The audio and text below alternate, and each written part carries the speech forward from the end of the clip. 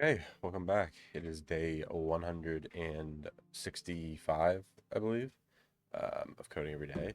Um, so today, I was studying linear algebra. Didn't study enough today, to be honest. I honestly just have a bad feeling about this. I'm pretty sure, like a 50 to pass the class. I don't know about that. Um, so that's most of the day what I spent on. Um, and then I have a product due at midnight that I'm still working on because I thought it was working good. Actually, so I had it running, um, like fine. Like I had like a little test thing set up, and then, um, I, uh, I assumed it needs to be run on a Linux system, and so I launched into my Windows system. So I installed a virtual machine, on my Windows system, and at the beginning of this, I was setting up like NeoVim, um, and now it just won't. I just can't decrypt what the server is sending. So still going to be working on that. But that's what the code is in the background is me setting up NeoVim and that.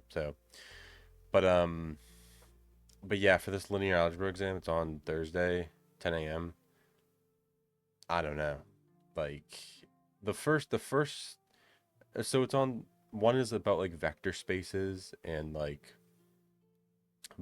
basis and spanning sets and like stuff like that in like that's the stuff I'm so bad at, like so bad at, like when it says like, oh, given like this vector space with like the basis of this in these, whatever subspaces, can we do a transform, or how do we do a transformation from here to here, and is this in the spanning set of.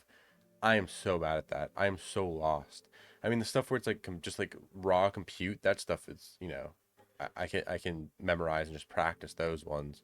But the other ones, it's like I feel like even when I practice it, I just can't get a hold or a grasp of what it's getting at. I mean, on me for not doing any work for weeks, and so now it's like I'm trying to cram it all into 1 week. But yeah.